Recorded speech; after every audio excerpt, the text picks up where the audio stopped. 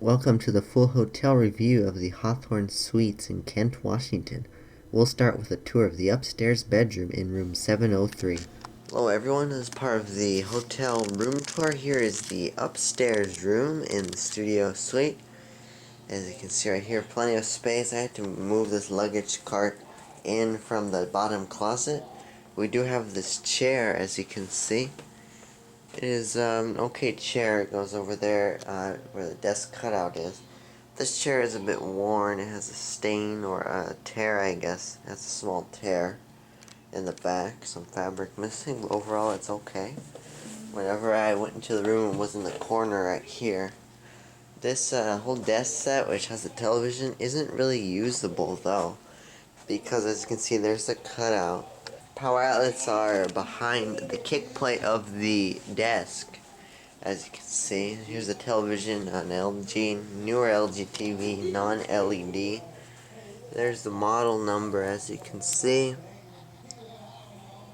See, there's the serial number. And on the back, we used to have a locked out cable connection with the coaxial cable locks. I had to remove it using the toilet paper and pen method, using this pen right here, because they gave us LodgeNet television, which is analog and horrible. Ugh, looked horrible. I had to connect my TV antenna with the amplifier over here, as you can see. See, there's the amplifier down there. It's 30 decibel amplifier. This one goes near the antenna. There's another one that plugs in and goes behind the television. As you can see, it's plugged in over there. And here's the list of channels that I get with the television. This thing was locked out. They actually gave me the regular remote back here. And there is an installer's menu. But first, let me show you right here. The channel edit is the only place you can view the channel list. There's the entire list. I get all those stations. The the CBS station comes in and out, I guess. Yeah, see, breaks up a lot. And then you got a lot of these other ones off the air. So religious channel there. There's Como. This is ABC. You get it all the way from Seattle with the amplifier. The amplifier is the only thing picking all this up. They also get like some of the shopping channels over the air. And then the Fox station, as you can see. There's the Fox. Oh yeah, it's working fine. It's just a commercial right there.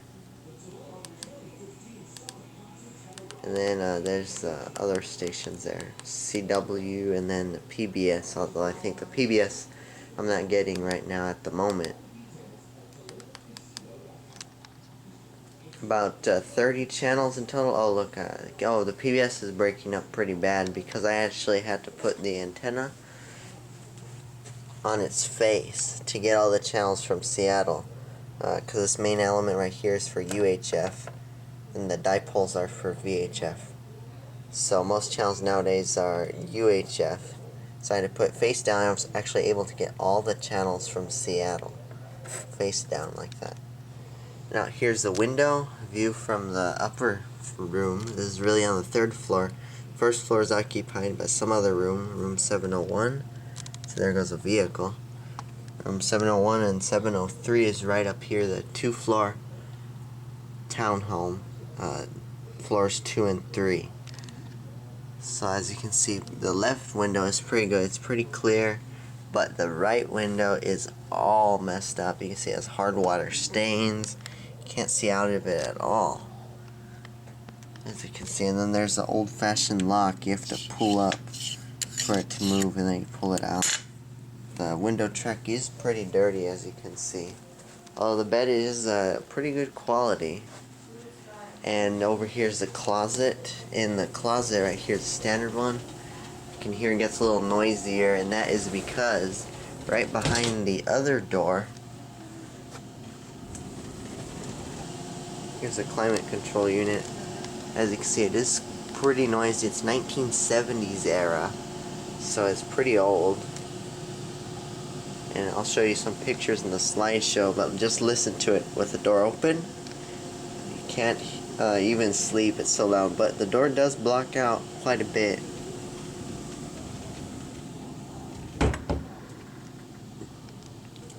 Then we have these lamps here. We have the old CFLs, so they take quite a while to warm up.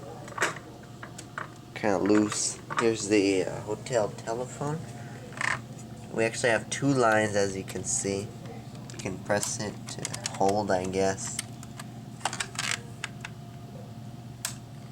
And it turns orange, and then you can press it in to use it. And line 2 can hold.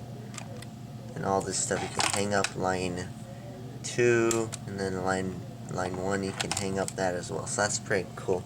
I had a few voicemails there. The voicemail system is how you get to the wake-up call. This one's non-automated. It's a one-touch button to get to some of the departments down here. That's a blank one. We have redial to get to the manager. I'm not sure what this updated count is. This probably goes to front desk. Hotel info probably to front desk. Valet, in this case it's just the shuttle. Probably goes to front desk as well. Power connection for this was way down here, so I had to plug in my own extension cord. Luckily I brought one.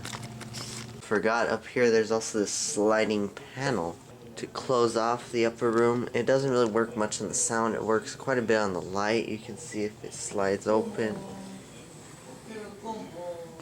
Slides open and go look down into the first floor.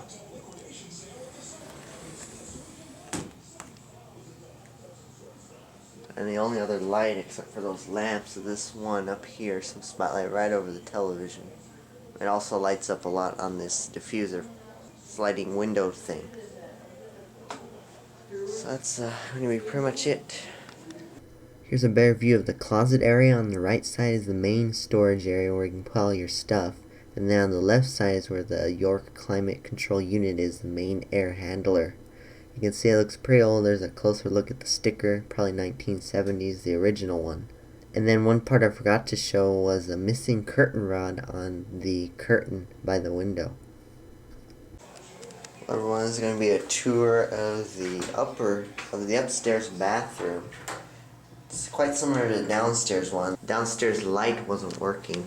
Right over here we have the grated lighting up here. You can see the lighting grates.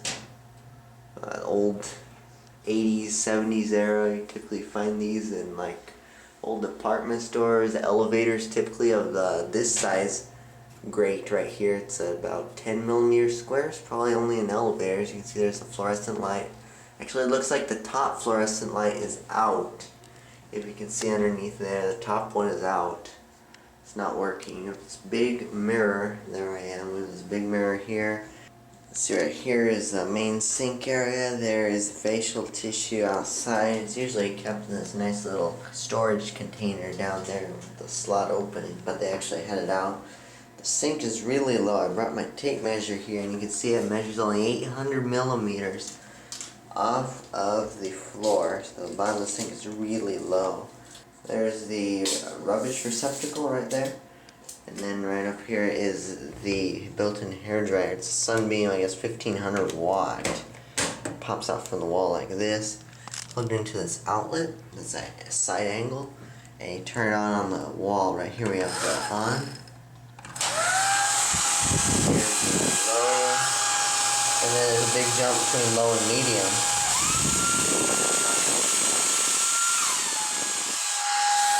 Click it off here. So as you heard right there, there's a big jump between low and medium, virtually no difference between medium and high. Right here we have this magnifying mirror, I guess, might be double-sided. Okay, so that's the regular mirror there, and I guess that's a magnified mirror. Yeah, as you can see. And it slides out on this hinged arm. Right there's the door, standard door, a little scuffed up to the left side. We have the hanger right there. There's the lamp. Not sure why we have both this timer switch. Oh, the timer switch is for the fan. It still ticks after you turn it off, and then we have this light switch right over here. So for different things, this might just be an exhaust fan, it seems, to vent out any steam. Extra roll of toilet paper. We have the cheap brand. What did it say? Reliance. Reliance is the brand, I suppose, unless that's just some generic brand name. We have the towels. Looks like they didn't give us that many today since our last day of stay. We have the toilet, the Crane Plumbing, quite small toilet, especially since they had all this room. As you can see, they practically fit 2 toilets in the room. They should give them the elongated bowl. Quite noisy, uses a lot of water too. Toilet paper holder's way over there. As you can tell in the bathroom, it's very dated. Everything in the bathroom, especially the lighting, the countertop, the fixtures. Over here we have the shower, an older Moen, looks pretty used. Older Moen fixture. Grab bars, scuffed up. Floor of the tub does not look very good at all. It looks very dirty, even though it's not. It's just stained, I guess. Down here, let me demonstrate the shower. This one knob here looks straight out of the 1980s, as you can see, very old design. Alright, turn it anti-clockwise to get started. And the temperature's built in down here. So it sprays out.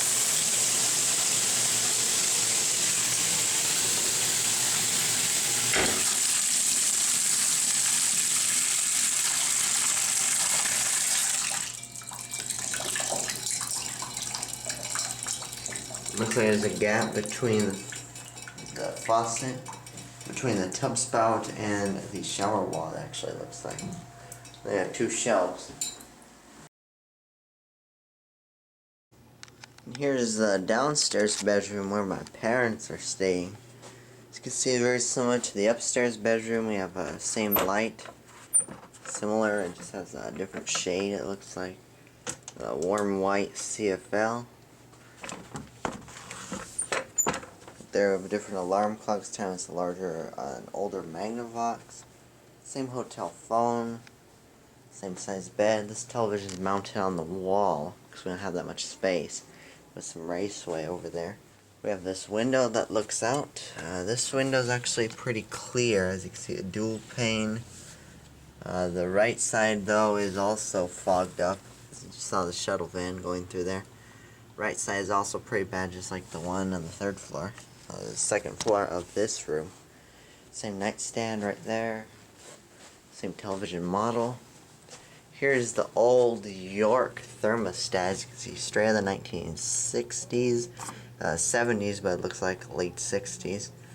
You have it only in Fahrenheit, and you have to move the little slider knobs. Right here we have heat and cool. And then down here it's very hard to see, but we do have the fan, and then we have the heat on and off. Right over here we have the closet. The left side of the closet is more of the utility closet. It's where they store the only iron and ironing board. And there's the water heater in there for the room. As you can see, it doesn't seem to be too noisy. And then over here is the other closet for clothes. This doesn't have a door, but this utility closet used to have a door. It's indicated by that pin on the bottom, that bracket on the bottom, and on the top. The bathroom here, due to the constrained space, has a sliding pocket door. And then the bathroom is very similar to the one upstairs, although it is quite smaller. The light doesn't really work very well. It starts out a little brighter and then it dims very quickly. They still haven't fixed this during the whole stay. They haven't fixed this, so it's very hard to use this bathroom. Heat lamps, the main source of light, right there. And then we have the towels, larger towel rack, same toilet. There's the toilet paper, and then over here is the shower, just exactly the same. Tub's not as dirty, but it's still pretty stained. Now here's a picture slideshow of the main living areas in the 2-story townhouse. Right there, as you can see, there's a main overview of the living area. The kitchen is to the right, and to the left is a seating area. All the furniture in the seating area looks pretty new.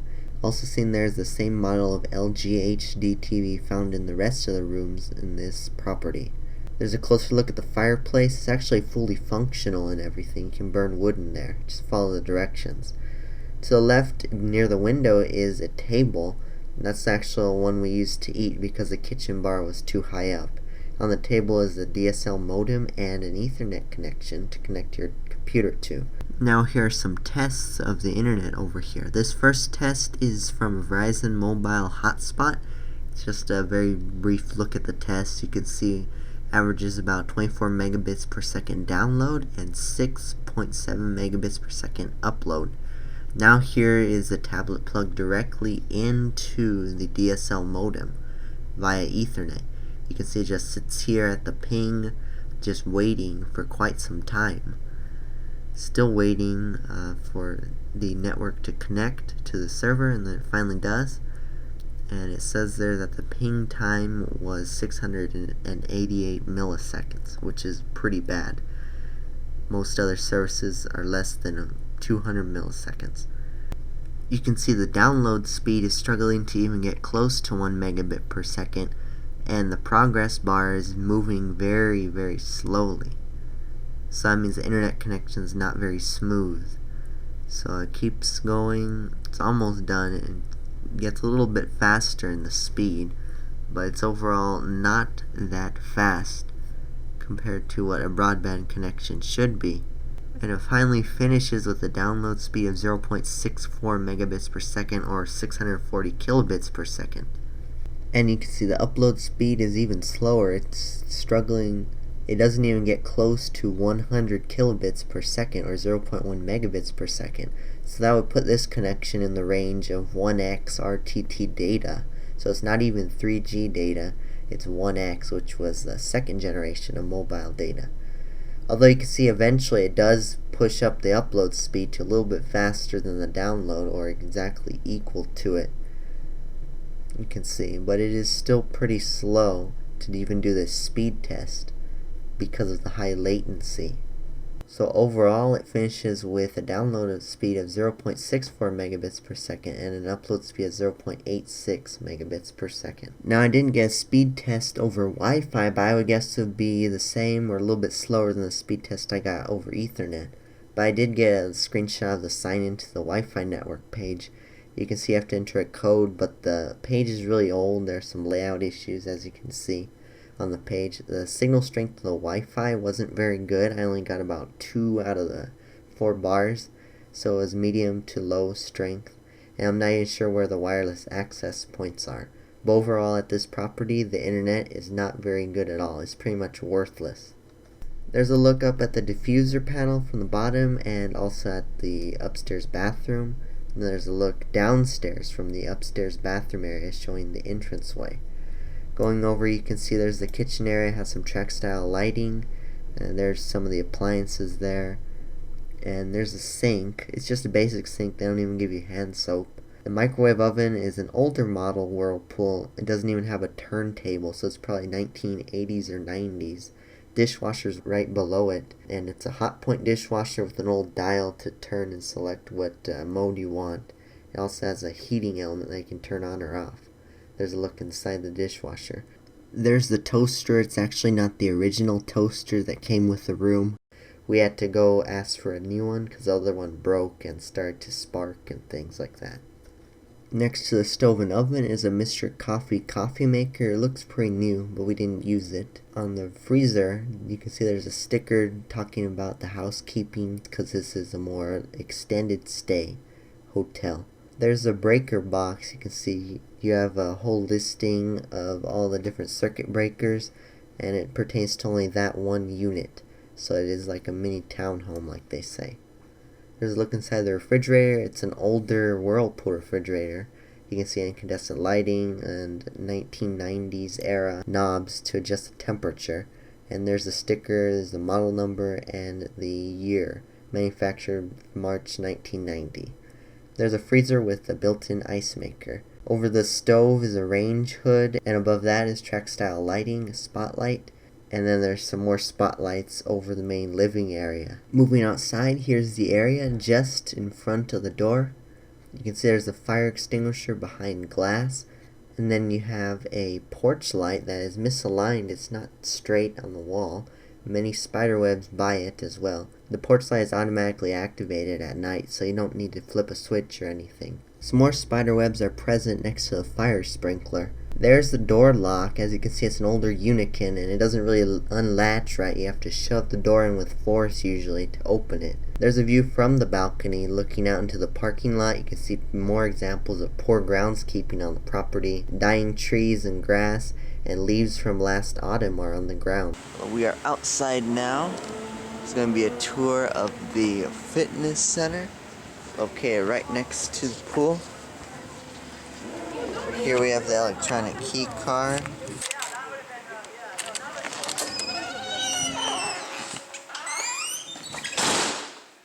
Door slams right behind you. We have some old blinds, leveler blinds.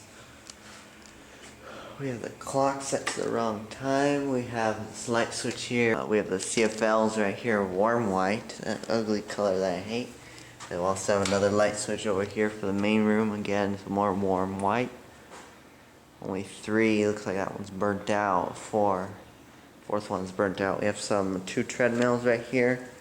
Pre-core treadmills. Look pretty nice. They have a built-in television monitor.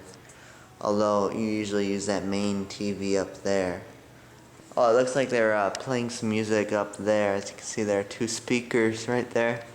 Although I'm not too sure if the volume's adjustable or not. Water fountain. Let's see if it works. Yeah, it works. You just have to pull it up. Locked door right there. No access to the pool for some odd reason. That goes to the equipment room as seen from the outside. We do have a tennis court that's in disrepair. There's a pool area. No access through these doors, and it looks like they just painted something on the outside because they put some plastic. And over here we do have an elliptical. The men's restroom is temporarily closed. It doesn't look very good, as you can see in here. Lights dim, warm white, tiles being torn up. Toilets doesn't look too good. The sink is always flowing a trickle of water, so it's not very good. The restroom here. Oh, and there's a health permit. It expired in 2014, a year before the stay, so that's not very good. Over here on the outside, you can see a lot of the dilapidated 1970s air conditioners filled with a bunch of spider webs and probably some other debris like grass, clippings, and leaves. Small bits of leaves, as you can see. The whole property groundskeeping needs a whole lot of work. There's a fitness center with the upstairs section. That's just some offices up there. Probably for the maintenance department. The whole property has this sidewalk. It's actually quite nice. It's cement with all this gravel embedded in the top to add a lot of traction to it. There's a drain right there. And then over here we have the laundry and the guest laundry. So there's the regular laundry's entrance. Here's the guest laundry. Right by there. Pretty hot in here. Here's the only open fire extinguisher because you need quick access to get to the fire extinguisher in the event of a fire due to the dryers in here. It's very hot in here. It's about 35 degrees Celsius. Very hot. It doesn't look like they get any AC or heat in here. Obviously they don't need the heat in the winter. Coin operated, all the 1980s, 90s era appliances. Moving outside over here's the tennis court. A lot of glare over there. Here's the tennis court, fire alarm sprinkler, and then we have these 2 C-band satellite dishes. As you can see, again, the groundskeeping needs some work. They need a spray for bugs. C-band is the LodgeNet right there, property of LodgeNet. Obviously, that company went out of business in 2011 and changed their name. You see, there's a large dish right there. It's diagonally, the dish measures just over 1 meter, probably like 1.1 meters, and that smaller one's probably 1 meter. There's the satellite antenna right there, and then there's some of the construction work, plywood, fixing up the pool area. It looks like you can go directly from the pool area into the tennis court. Here's a tour of the tennis court. You can see the hours are 10 to 2200. There's the basketball hoop, which can also be used on this court. You can see it's missing the backboard. It's pretty dilapidated. You can see the hoop is smushed pretty good. It's pretty much rubbish right now. To discard that. tennis court itself is in very bad condition. You can see it's just asphalt top that's painted over. Then you see all the cracks on this side, and it's very uneven. Here's the actual tennis court. You can see it's not all green. It has some wear, as in that circle you saw right there, and just longitudinal patterns of wear where the asphalt is showing through. Here's the net. It's not in too bad shape. It does have some holes and tears near the bottom. And it looks like over here we actually have 2 holes in the asphalt where plants are growing. One right there, and another one over here closer to the center, which is a very good place to trip, hurt yourself. You have equipment, I guess, for rent or maybe for free in the front lobby, front desk area. There's a pool over there. It's being occupied right now.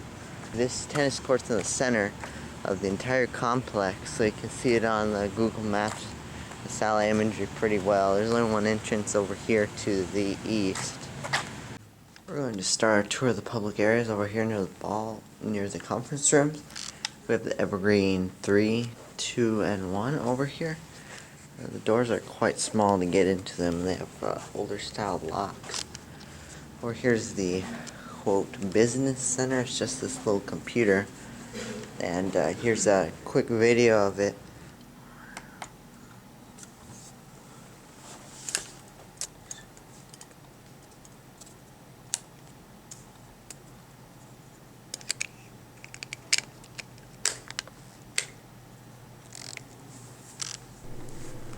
Windows is starting up, and the Uniguest program that runs on top of Windows 7 is just starting to launch. You can see it says welcome there with the Uniguest logo at the top. And right now it is clearing the temporary internet files from the previous guest's use. You can see it's still cleaning it. It takes quite some time.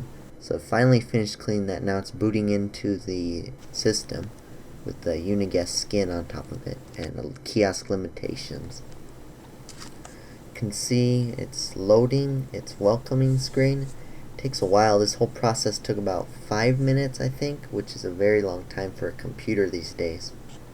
And you can see how slowly that welcome page loads. Right there, I just clicked to get into the file manager. It takes forever to launch, and you can see how slow the whole system is. And it's a very basic file manager. You can't really view anything except for downloads and supposedly the USB flash drive, but that wasn't working.